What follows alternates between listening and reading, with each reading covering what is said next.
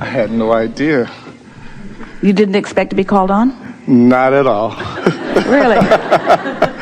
So the puppet master pulled your arm into the air? Somewhat. My concern is that when we leave this earth plane, what happens to my personality?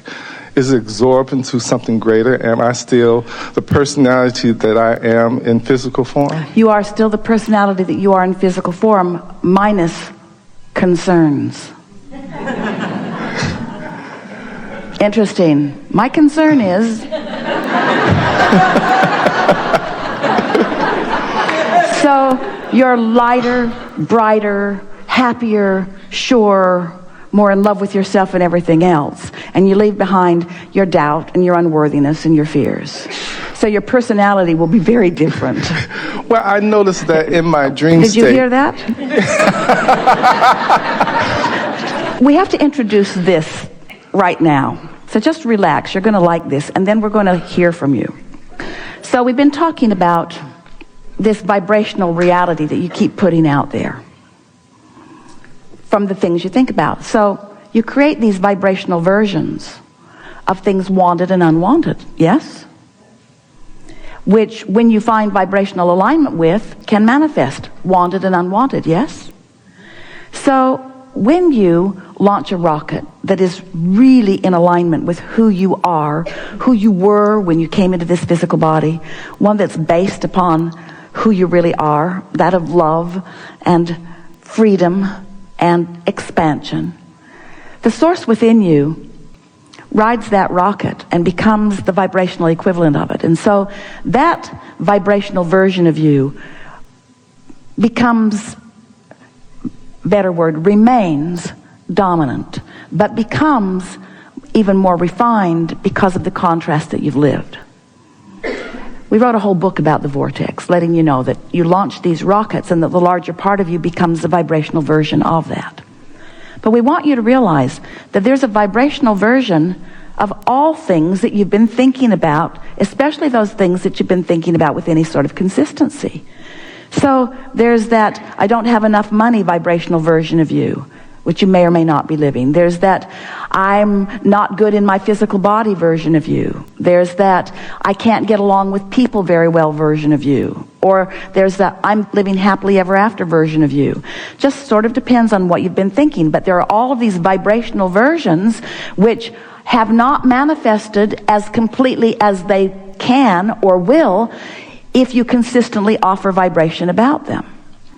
So these vortices or vibrational versions exist in a reality that you can't see, but you can sense. You can sense them through your emotions. In other words, when you feel fearful, that feeling of fear is your indication that in this moment you've tapped into one of those vortices that if you were to maintain your attention on it and you were to maintain your feeling of fear around it, there would be a fearful manifestation. If you feel, let's say, overwhelmed, that's an indicator that you've tapped in to one of those vortices that if you maintain your attention on that subject, overwhelming experiences are going to come your way. So the way we've been describing that to you is that not only have you launched these momentums of thought, but you now have a personal, in this moment, vibrational relationship with them. We've been calling that your point of attraction. So your point of attraction means that what you've got going on right now, what's active in your vibration, which means as little as 17 seconds of thought about it makes it active. So as you activate a thought here and now, whatever vortice applies is going to gain more momentum. Have you ever known anyone who was like a dog on a bone about something? It's just something that they just beat the drum up. Every time you talk to them, they're talking about that. And don't you notice that it shows up in their life over and over and over and over and over again? So we say, you get what you think about, you get what you talk about, whether you want it or not. So we're explaining to you how the vibrational versions of things actually begin to gain enough momentum that they manifest in your experience. So we've been describing this point of attraction. Your point of attraction is about how you're feeling right here and now. And how you're feeling right here and now is about what thought you're thinking, what vibration you have active. So in order to help you to feel it or see it, we've been describing these discs. We're calling them your grid, which means something that will fill in later. It's your point of attraction. It's your vibrational point of attraction. So think about it. There's a vibrational version out there that you've given birth to, and now there's a vibrational version that you're offering right now. And if you keep in the now offering the version that matches one of those versions, then it's going to manifest in your experience. Just as we demonstrated with Esther. She had a vibrational version of rendezvousing with this young man. It was a very slight, very remote, very unimportant to her or to him version. But when she activated it a little more and a little more and a little more, it became a big enough, significant part of her point of attraction that a manifestation occurred. You see sort of kind of how it works? So you've got these discs. There's this high-flying disc that feels like love and appreciation. It feels like clarity. It feels like knowing. It feels like worthiness. Then there's something more in between that feels like overwhelmment. It feels like frustration. And then there are the more low-flying discs that feel more like fear or depression or disempowerment. And of course, all kinds of vibrational points of attraction in between. So we said it's a little bit like the seven dwarves, you know, happy and grumpy, sleepy. Esther's up to about 200 dwarfs now. There's dysfunctional, passive aggressive. So we just want you to focus a little bit on your realization that your mood indicates what grid you're on. And if you're ornery, you're on the ornery grid, and ornery stuff's going to happen today. And if you're overwhelmed, you're on the overwhelmed grid, and overwhelming stuff's going to happen today. And if you're fun, Esther was fun. She was fun. She was playing with her daughters. She was playing with strangers. She was fun. So fun rendezvous, you see. So you're saying that when I'm in, especially in dream states, I may feel this balance, and I am in sync with myself until something along the dream reminds me of the personality that I know myself to be in physical form. And when that happens, then I become aware of all the things that I know of in this experience here. So are you saying that when I leave or when I croak, that when I get into non-physical, all that disintegrates, that personality, those experiences, all that goes away? Yes. But besides that, we want to say to you something else that's really important. What you think and how you feel, it's just everything. What you think and how you feel. We almost want to stop the sentence right there. It's just everything. What you think and how you feel. That's like everything. But we have to take it further because you're physical. What you think and how you feel and what manifests always match. Always matches. So, in like manner, what you think and how you feel and what manifests in dream state matches too. So this is our way of saying to you, you are the creator of your reality here. You are also the creator of your dream reality. So when you're slumbering and you've allowed the momentum to subside, that dream that you create is how who you really are feels. And yes, when you make your reemergence into non-physical, that's how it will feel. That's who you feel like.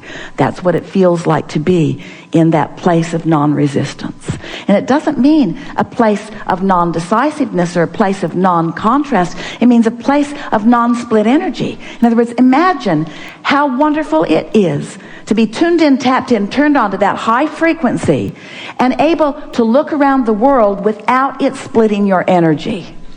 Because it's the self-condemnation that splits your energy. It's the condemnation of others. In other words, it's the pushing against of unwanted things. It's not the awareness of them. It's the pushing against of them. It's the garnering enough momentum that you are actually introducing enough resistance into the equation that you are now denying yourself the tranquility and the well-being that is natural to you. And it is not a surprise to us that you are the first one who lighted up in this room today in light of what we've just been talking about, because you are demonstrating through your question the very thing that we are wanting to talk about.